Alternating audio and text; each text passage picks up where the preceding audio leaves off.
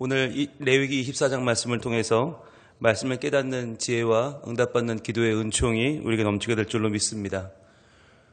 우리가 시즌1에서 레위기 24장을 볼 때 성소 안에 있는 두 가지 아주 중요한 곳을 봤어요. 그것이 바로 등잔대와 떡상이었습니다. 등잔대와 떡상이 왜 중요한가? 거기에는 항상 불이 켜져 있어야 된다 그랬어요. 항상. 그리고 계속해서 불이 켜져 있어야 되고 떡은 항상 진열되어 있어야 되고 그것은 영원한 규례다. 그래서 우리가 하나님 앞에 중요한 날, 절기를 생각할 때 우리는 안식일 또는 유월절, 무교절, 희년 이런 식으로 날짜 개념을 생각하는데 그중에서도 가장 중요한 절기는 항상이다. 계속해서 영원히. 이것이 우리에게 주어지는 가장 중요한 절기라고 그랬죠. 그래서 예수 그리스도의 사랑, 이것은 항상 우리에게 있어야 되고 예수 그리스도의 십자가 공로, 부활의 승리를 믿는 것은 우리에게 영원한 규례다. 항상 계속해서 언제나. 그래서 언제나 우리가 믿을 수 있는 또 믿어야 하는 우리의 신앙의 내용을 우리가 점검해 봤습니다. 여러분 시즌1의 레위기 24장을 꼭 들어보시길 바라요. 자, 오늘은 그 다음 내용인데 10절부터 16절의 내용은 엉뚱한 내용이 들어있어요. 레위기 전체적으로 막 절기 나오고 성소 나오고 하다가 갑자기 싸움 이야기가 등장을 해요. 오늘 이 싸움 이야기는 왜 나오나라고 하는 거예요. 레위기가 제사와 예법에 대한 규례에 대한 얘기가 쭉 나오는데 갑자기 이 싸움 이야기는 뭘까? 왜 등장을 하는 걸까? 같이 좀 보길 원합니다. 10절입니다. 이스라엘 자손 중에 그의 어머니가 이스라엘 여인이요 그의 아버지는 애굽 사람인 어떤 사람이 나가서 한 이스라엘 사람과 진영 중에서 싸우다가 그랬죠. 자, 이 사람은 어떤 사람이냐? 이스라엘 자손 중에 그랬어요. 이스라엘 사람 맞아요. 맞는데 보니까 어머니는 이스라엘 여인인데 아버지는 애굽 사람인 사람이죠. 그러니까 애굽에서 430년을 살았기 때문에 충분히 있을 수 있는 일이죠. 아빠는 애굽 사람, 엄마는 이스라엘 여인. 이렇게 혼혈인 한 남자가 있었어요. 자, 그런데 그 사람이 나가서 싸우다가 그랬죠. 싸우다가. 여러분, 오늘 이 본문에서 중요한 것은 이 사람이 처음 싸웠을까라고 하는 거예요. 그러지 않았을 거예요. 아마 이 사람은 싸우는 사람이었을 거예요. 어쩌다가 한번 실수로 싸운 게 아니라 이 사람은 늘 싸우는 사람이에요. 문제를 일으키는 사람인데 여기서 나가서라고 하는 이 표현은 이스라엘의 어떤 공동체 밖에서 일어난 일이라는 뜻이거든요. 그러니까 이게 정상적인 행위는 아니에요. 늘 있는 일은 아닌데 이 사람에게는 이 싸움이라고 하는 것이 이 사람의 삶을 나타내는 모양이었죠. 자, 그런데 여러분 이게 그러면 왜 싸웠을까 이 사람이? 왜 싸움을 하는 사람이었을까? 본문에는 나오지 않아요. 싸움의 내용이 없다. 그 얘기는 뭐냐면 여러분 사람이 싸우는 건 문제가 아니에요. 싸울 수 있어요. 네. 왜 싸우는지 누구랑 싸우는지 여기 한번 나와 있지 않아요? 그런데 여러분 중요한 건 이 싸우는 사람이 누군지도 나와 있지 않은데 중요한 건 뭐냐면 어머니에 대한 기록이 있다는 게 중요하죠. 어머니는 이스라엘 사람이다. 자, 그리고 이 사람은 이스라엘 자손이다. 이란 얘기는 어머니가 이스라엘 사람이면 이 사람은 아버지가 어디 사람인지는 문제가 없어요. 왜냐하면 이스라엘 사회는 모계 사회이기 때문에 어머니가 중요해요. 어머니가 유대인이면 유대인인 거예요. 그런데 아버지는 상관이 없는데 이 사람은 지금 계속해서 싸우는 인생을 살고 있다. 왜 그럴까요? 어머니가 이스라엘 사람이라는 것을 충분히 자기 정체성으로 삼았어야 되는데 이스라엘 자손인데도 불구하고 이 사람은 정체성에 혼란이 오는 거예요. 아버지가 애굽 사람. 그러면 아버지에게 받은 교육이 있을 거 아니에요. 애굽식 교육이 있을 거 아니에요. 그 애굽식 교육과 이 어머니에게 받은 이스라엘식 교육이 지금 그 안에서 계속 싸우고 있는 거죠. 정리가 안 된 거죠. 그러니까 이 사람의 삶은 계속해서 부딪히는 삶이고 정리가 안 된 삶을 살고 있다는 거예요. 여러분 이게 왜 중요하냐면 이 사람은 충분히 이스라엘 자손으로 적합한 사람이고 대우를 받을 만한 사람인데 또 불구하고 이 사람은 지금 혼란을 겪고 있어요. 안정적인 삶을 살지 못하고 있어요. 왜 그럴까요? 지금 자기 속에서 두 가지가 부딪히는 거죠. 애굽의 문화와 이스라엘 문화가 부딪히고 하나님을 섬기는 것과 애굽 신들을 섬기는 믿음이 부딪히고 있는 거예요. 근데 이 사람만 그럴까요? 그렇지 않아요. 교회 안에 들어와 있는 많은 분들이 부딪혀요. 원래 우리 한국 사람은 유교적인 문화를 가지게 되어 있어요. 뿌리까지 유교가 들어와 있고 뿌리까지 불교가 들어와 있고 우리는 뿌리까지 샤머니즘이 들어와 있어요. 그러다 보니까 예수는 믿었는데 우리 하는 말이나 행동을 보면 오히려 유교나 불교나 샤머니즘적인 부분들이 많이 들어와 있어요. 그래서 우리가 성경을 믿는 건지 아니면 부처님의 말씀을 믿는 건지 아니면 공자 맹자를 믿는 건지 헷갈리는 때가 정말 많아요. 그래서 예수 믿어도 점 보고 예수 믿어도 손 없는 날 따지고 그런 거 많이들 하잖아요. 왜 그런가? 아직까지 그 뿌리가 변하지 못한 거예요. 자, 그러면 뿌리가 변하지 못했을 때 어떤 불행이 임하는가? 11절입니다. 그 이스라엘 여인의 아들이 여호와의 이름을 모독하여 저주함으로 무리가 끌고 모세에게로 가니라 그랬어요. 자, 이 사람이 그냥 싸우기만 한 게 아니에요. 싸우면서 뭘 했냐? 여호와의 이름을 모독하고 저주했단 말이죠. 여러분, 싸움이 커지면 가끔 그럴 때가 있잖아요. 부모님 욕을 할 때가 있어요. 저도 학창시절에 싸움을 한번 돌이켜보면 그냥 둘이 서로 야 이 나쁜 놈아, 야 이 바보야 이러면서 싸웠으면 이 싸움이 커지지 않는데 꼭 싸우다가 부모님 욕이 나오면 싸움이 커져요. 야 내가 너희 어머니는 너 같은 걸 낳고도 뭐 이렇게 나오면 일이 커지는 거죠. 자, 그런데 부모님 욕이 나오는 경우도 가끔 있지만 상대방이 싸울 때 하나님 욕은 왜 했을까요? 왜 여호와 이름을 모독하고 저주했을까요? 왜 했을까? 여러분, 여호와 이름을 모독하고 저주하는 건 어떻게 하는 겁니까? 바로 하나님 아닌 다른 신을 더 높이는 거죠. 그러니까 이 사람은 아버지는 애굽 사람이니까 애굽식 사고가 몸에 배어 있고 애굽식 신앙에 대한 생각이 아직까지 이 사람 마음속에 있기 때문에 야, 하나님이 높아봤자지, 하나님이 대단해봤자지 우리 애굽의 신들이 훨씬 더 높고 훨씬 더 강해 라고 말했던 거죠. 그러면서 여호와 이름을 모독하고 저주한 거죠. 자, 그런데 여러분 여기서 잘 보세요. 이 사람이 여호와 이름을 모독하고 저주했는데 무리가 끌고 모세에게 간 것까지는 좋아요. 그런데 이 사람에 대한 소개가 이렇게 나와요. 그의 어머니의 이름은 슬로미시요 단지파 디브리의 딸이었더라 라고 나와요. 여러분, 이게 좀 이상하지 않으세요? 지금 이 사람이 싸우다가 하나님을 모독했으면, 죄를 지었으면 누구 이름이 나와야 돼요? 이 사람 이름이 나와야 되는 거 아니에요. 그런데 이 사람에 대한 이름이 나오지 않고 대신 누가 나와요? 어머니의 이름이 나오고 외할아버지의 이름이 나와요. 왜 그럴까요? 그러면서 그 사람 뭐라고 가르쳐요? 이스라엘 여인의 아들이라고 말해요. 여러분, 이 사람의 잘못된 인생은 이 사람 잘못만이 아니라는 거예요. 도리어 누구에게 더 잘못이 있는가? 어머니라는 거예요. 어머니에게 더 잘못이 있고 그 어머니의 집안에 문제가 있다. 이 말은 뭐냐면 가르치지 않았다는 거예요. 자기 아들이 이스라엘 자손이지만 아버지는 애굽 사람이라면 반쪽은 다른 문화를 가지고 있는 거예요. 다른 신앙을 가지고 있는 거예요. 그러면 그 다른 신앙에 대해서 충분히 가르치고 충분히 하나님 말씀을 먹여서 하나님만 신뢰하는 신앙을 심었어야 되는데 어머니가 하지 않은 거예요. 하지 않았기 때문에 지금 이 사람이 싸우다가 여호와를 모독한 문제에 대해서 지금 어머니와 어머니의 가문의 책임을 묻고 있는 것입니다. 여러분, 어머니의 이름이 슬로밋이에요. 슬로밋, 쉘로미트. 쉘로미트는 어디서 왔냐면 샬롬에서 온 말인데 샬롬은 평강이죠. 화평, 샬롬. 그러니까 쉘로미트라는 이름은, 어머니의 이름은 평강이라고 하는 굉장히 좋은 이름이에요.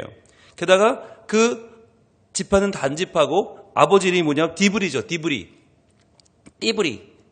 뭐냐면 따바르가 말씀이잖아요. 따바르가 말씀인데 띠브리는 뭐냐면 말이 많다 또는 말을 잘한다는 뜻이에요. 즉 단지파, 말 잘하는 사람, 말이 많은 사람의 딸 평강, 평화였던 거죠. 이 집안은.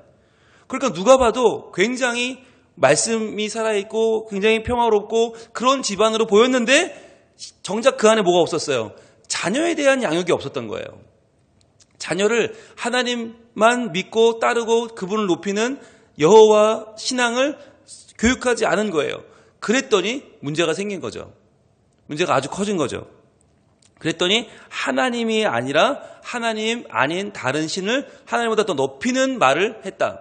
이 말은 우리도 하나님을 믿는다고 하지만 우리의 삶을 보면 하나님을 높이는 게 아닌 삶이 참 많잖아요.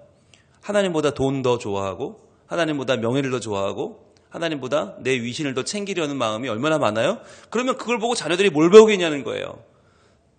분명히 우리 엄마 아빠는 교회 다니는 사람인데 말을 하는 거 보면 하나님보다 돈이 더 중요해. 하나님보다 자기가 더 중요해. 하나님보다 내 건강이 더 중요해. 그러면 자녀가 흔들리는 거죠. 그러고는 하나님이 최고가 아닌가 보다 엉뚱한 길을 갈 수 있잖아요. 여러분 그렇게 맞는 책임이 누구에게 있냐? 성경은 지금 묻고 있는 거예요. 그게 어머니 책임이다라고 성경은 말하고 있는 거죠. 여러분 여기서 우리가 좀 우리를 돌아볼 필요가 있습니다. 과연 우리는 어떻게 살고 있는가? 내가 말하는 것과 내가 행동하는 것이 우리 자녀에게 어떻게 비치고 있는가? 정말 나는 하나님만 섬기고 하나님만 높이고 하나님만 따르는 사람인가? 그렇게 지금 내가 살고 있고 그렇게 비치고 있는가? 아니면 내 말은 그런데 내 행동은 정반대로 살고 있지 않는가를 돌아봐야 되는 거죠. 자, 이렇게 하나님을 모독한 사람을 어떻게 합니까? 12절 그들이 가두고 여호와의 명령을 기다리더니 그랬어요. 자, 일단 가둡니다. 일단 가두어 주는데 바로 처벌하지 않아요. 왜냐하면 이 사람이 누구에게 잘못한 거예요? 하나님께 잘못한 거예요. 하나님의 일을 모독하고 저주했기 때문에 이 사람을 하나님이 어떻게 하실지를 결정할 것이다. 하나님이 뭐라고 말씀하시는지 들어보자 한 거죠. 13절입니다. 여호와께서 모세에게 말씀하여 이르시되, 자 노란색으로 쫙 쳐야겠죠. 하나님이 말씀하시면 그때부터 중요한 변화가 일어나고 중요한 결정이 일어나죠. 여호와가 말씀하시는데 뭐라고 그래요? 14절 그 저주한 사람을 진영 밖으로 끌어내어 그것을 들은 모든 사람이 그들의 손을 그의 머리에 얹게 하고 온 회중이 돌로 그를 칠지니라 그랬어요. 자, 진영 밖으로 끌어낸다는 말은 일단 이스라엘 공동체에서 분리시킨단 말이죠. 여러분 이스라엘 공동체는 어떤 공동체입니까? 우리끼리 잘 먹고 잘 사는 공동체가 아닙니다. 예배 공동체입니다. 예배하기 위해서 출애굽한 것입니다. 여러분 오해하시면 안 되는데 하나님이 이스라엘 백성이 불쌍해서 빼준 게 아니에요. 예배해야 되는 공동체가 애굽에서는 예배할 수 없으니까 온갖 잡신들 사이에서 예배할 수 없으니까 하나님이 빼어내신 거죠. 예배 공동체입니다. 신앙 공동체입니다. 여러분 이게 이스라엘 사람들의 정체성이에요. 그렇기 때문에 왜 사는가라고 물으면 예배하기 위해서가 정답인 거예요. 하나님의 영광을 위해서예요. 우리도 마찬가지예요. 우리도 왜 사는가라고 물으면 먹고 살려고 사는 게 아니에요. 그냥 먹고 살다가 시간이 남으니까 교회 오는 게 아니라 우리의 본업이 뭐냐? 예배예요.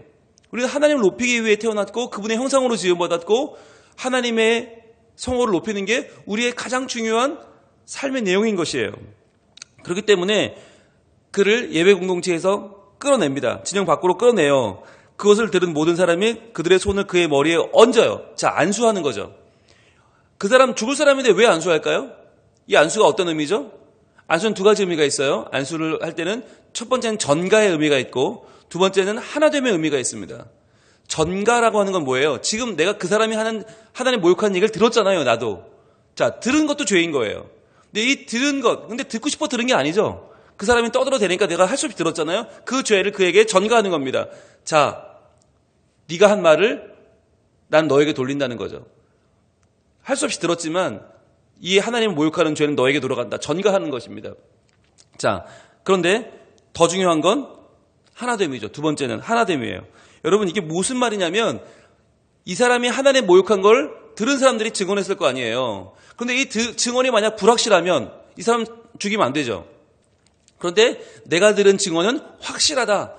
내가 들은 증언은 너에게 네가 말한 게 확실하다라고 하는 뜻인 거예요. 그러면서 만약 내가 거짓말한 거라면 난 너와 한 몸이다. 즉 네가 죽으면 나도 죽어도 좋다라고 하는 말인 거예요. 그게 굉장히 하나됨의 중요한 뜻인데 그래서 만약에 이것이 문제가 되면 나도 너와 함께 죽을 수 있다는 것을 지금 선언하는 것이 이 안수예요. 그러니까 안수를 한다는 건 굉장히 중요한 거죠. 만약에 잘못된 걸로 밝혀지면 나도 죽을 거니까 굉장히 책임감 있게 안수를 하는 겁니다. 그래서 안수를 시키는 겁니다. 너희의 증언이 정말이냐라고 하는 걸 너희의 삶으로 생명으로 증언하라는 것이죠. 여러분, 오늘날 얼마나 많은 무고 사건들이 있습니까? 얼마나 많은 거짓 증언들이 난무합니까? 왜 그렇습니까? 아님 말고잖아요. 솔직히 아님 말고야. 저 사람이 잘못했어요 라고 말했지만 잘못이 없어도 나중에 벌금 좀 물면 끝나요. 그러니까 사람들이 아무나 함부로 얘기하고 아님 말고식으로 무고를 해요. 그런데 성경은 그런 부분에 있어서 굉장히 정확해요. 이 사람이 하나님을 모욕했다. 그래서 죽어? 그러면 그걸 들은 너도 안수하고 만약 그게 아니면 네가 죽는 거야. 이렇게 되는 거예요. 자, 그런데 우리가 제일 상처받은 부분은 뭐예요? 바로 온 회중이 돌로 그를 칠지니라. 여기 이 부분이죠. 아니, 하나님 욕 좀 했다고, 하나님 모욕 좀 했다고 돌로 쳐? 야, 하나님이 사랑의 하나님 맞아? 우리는 이렇게 말을 해요. 그러면서 아니, 그러면 우리가 무슨 뭐 하나님 욕도 못하냐? 야, 임금님 욕도 한다는데 하나님 좀 모욕했기로 돌에 맞아 죽어야 된다면 세상에 살아있는 사람이 어디 있겠냐? 다 죽지. 우리 이런 마음 들잖아요. 성경을 읽을 때 맨날 하나님은 사랑의 하나님이라면서 이렇게 누구를 죽여라, 뭐 돌로 쳐라 이런 말이 나오면 우리는 굉장히 당황을 해요. 그러나 여러분, 지금 상황과 이때의 상황은 전혀 다릅니다. 왜 다를까요? 여러분, 지금 우리가 만약에 아이고 하나님이 어딨냐, 하나님이 있다면 이럴 수 있냐 라고 말하는 것과 이 당시에 우리가 지금 보는 본문 레위기 24장 안에서 하나님 모욕하는 건 완전히 다른 상황이에요. 왜 그렇습니까? 지금 이 상황은 하나님의 놀라운 기적과 이적이 매일 매시간 계속해서 등장하고 있는 시간이에요. 하나님이 직접 애굽에서 10가지 재앙을 몰아치시면서 애굽의 10가지 신들을 다 무력화시키고 그 백성을 빼어내셨잖아요. 홍해가 갈라졌잖아요. 거기를 마른 땅을 지나왔잖아요, 지금. 그리고는 어떻게 해요? 반석에서 물이 터져 나왔고 모세가 손을 들면 이스라엘이 이기고 손을 내리면 지는 기적이 나타났고 하나님의 쉐키나, 하나님의 거룩하심이 눈에 보이는 구름 기둥, 불 기둥이 낮과 밤을 그들을 지켜줬단 말이에요. 그러니까 지금 이 상황은 하나님의 거룩하심이 계속 드러나는 상황, 하나님이 자기의 살아계심을 계속해서 보여주는 상황이죠. 하나님이 직접 돌에 십계명을 새기셔서 내려주시는 이런 상황. 그러니까 하나님의 살아계심을 매일매일 눈으로 보고 있는데 뭐라고 말해요? 야, 하나님이 어딨냐라고 말하는 거죠. 그건 뭐예요? 하나님을 완전히 부정하는 것이고 하나님이 아니라 다른 더 훌륭한 신이, 더 센 신이 우리를 인도하고 있다라고 말하고 있는 거죠. 여러분, 매일매일 하나님의 역사가 등장하고 있는데, 즉 하나님이 행하시는 일들이 지금 계속해서 우리 눈에 보이고 있는데 거기다 대고 하나님 면전에서 하나님이 어딨냐라고 말하는 것은요, 이것은 도저히 하나님 입장에서는 용서할 수가 없는 거죠. 그러면 하나님이 지금 안 계시다면 누가 그 일을 벌이고 있는 것입니까? 누가 메추라기를 주고 누가 만나를 줬습니까? 누가 그들을 보호합니까? 누가 그들을 살렸습니까? 하나님이 아니라면 누가 한 것입니까? 하나님이 그들을 출애굽시킨 의미조차가 없는 거예요. 하나님이 그들에게 십계명을 주시고 그 백성을 인도하신 이유가 사라지는 거예요. 하나님이 계시지 않다면. 그러니까 여러분, 이 죄는 용서받을 수 없는 죄인 것이죠. 여러분, 우리가 성경을 읽을 때 많은 부분에서 이런 거짓말하고 죽고 죄를 짓고 죽는 사람들을 보면 너무너무 우리는 불쌍해요. 긍휼히 여기는 마음이 생겨요. 왜냐하면 우리도 죄를 짓고 있기 때문에 그럼 나도 죽어야 되나 이런 마음이 들잖아요. 두려운 마음이 들잖아요. 그러나 여러분, 상황이 지금 다르다는 걸 인식하셔야 돼요. 상황이 다르다. 지금은요, 하나님이 이 성경시대가 아니에요. 성경시대처럼 매일 매시간 하나님의 살아계심을 보여주시는 시대가 아니에요. 지금은 오히려 하나님의 존재가 감추어져 있어요. 오히려 지금은 하나님을 알고 만나는 게 쉽지 않은 시대에 살고 있어요. 그러나 중요한 거, 그러니까 믿지 않는 사람들이 하나님이 어딨냐고 말하는 건 당연한 일이고 하나님 모욕한다고 당장 벼락에 내려 죽지 않아요. 근데 중요한 거, 하나님을 믿는 우리는 어떠냐는 거예요. 하나님을 믿고 그분에게 내 삶의 변화를 경험하고 구원을 받은 우리는, 구원을 받았다면, 영생의 삶을 살고 있다면 우리는 어떻게 해요? 하나님의 살아계심을 매 순간 체험하고 있어야 정상인 것이죠. 그렇다면 그러한 우리는 하나님을 모욕할 수 없고 하나님을 거역할 수 없고 하나님을 속일 수 없는 것입니다. 그래서 지금 이 시대에는 누가 정말 하나님을 높이고 인정해야 될 사람인가? 구원받은 사람들, 예수 그리스도를 만난 사람들, 변화를 입은 사람들, 바로 우리들인 것이에요. 그래서 여러분 신약시대로 와도 이런 일들이 등장을 해요. 신약시대에 와서도 하나님이 마치 계시지 않은 것처럼 행동하다가 죽는 사람들이 생겨요. 근데 그게 억울한 게 아닌 거예요. 이럴 수가 있나? 그게 아니에요. 그게 맞는 거예요. 볼까요? 사도행전 5장으로 한번 가봅니다. 사도행전 5장 1절에 보시면 아나니아와 삽비라 이야기가 나와요. 우리는 이 이야기도 볼 때마다 흥분을 해요. 야, 이럴 수가 있나? 하나님 어떻게 이렇게 잔인해? 라고 말을 해요. 그런데 그게 아니죠. 여러분 사도행전 5장 1절 한번 봅니다. 아나니아라는 사람이 그의 아내 삽비라와 더불어 소유를 팔아, 그렇게 나와요.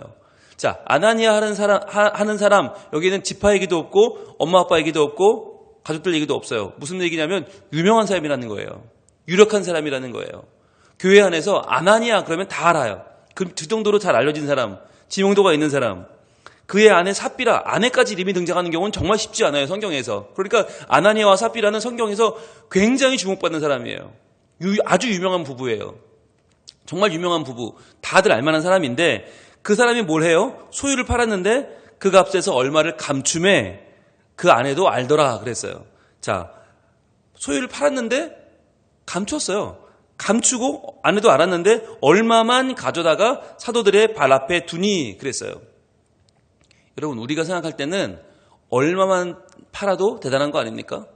내 재산을 다 팔아야 될 이유가 어디 있어요? 일부만 팔아도 대단한 거죠. 일부만 가져와도 엄청난 헌금을 한 거죠. 그런데 3절 보세요. 베드로가 이르되 아나니아야 어찌하여 사탄이 내 마음에 가득하여 내가 성령을 속이고 땅값 얼마를 감추었느냐. 자, 땅값 얼마를 감춘 게 이게 그냥 이만큼만 헌금하고 저만큼 말아야지가 아니라 이게 지금 사탄이 내 마음에 가득해서 성령을 속였다는 거예요. 땅값을 얼마를 감췄다는 거예요. 이게 무슨 말이냐. 여러분 상황을 보셔야 돼요. 우리가 상황을 맥락 없이 야 하나님은 땅 팔았으면 다 바쳐야지 일부만 바치면 죽는단다. 야 하나님은 다 바치라고 하는 분이란다. 오해하는 경우들이 너무 많아요. 이 본문을 엉뚱하게 읽는 분들이 많아요. 그렇지 않죠. 여러분 이 당시의 상황을 아셔야 돼요. 이 당시 상황이 사도행전 1장에서 어떤 일이 벌어져요? 부활하신 예수님이 승천하세요. 예수님의 승천을 사람들이 다 눈으로 봤어요. 그러니까 와 예수님 너무너무 대단하다. 2장으로 가면서 오순절 성령이 임하죠. 방언이 터지죠.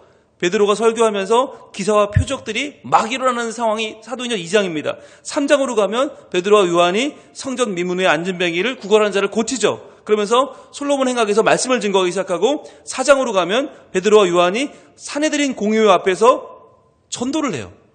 가장 막강하던 의회 앞에 가서 말씀을 전하고 그래서 헤롯과 빌라도 동맹군이 그들을 잡으려고 쳐들어오자 오직 기도로 땅이 진동하면서 그들이 물러가고 그들에게 부활의 소식을 전합니다.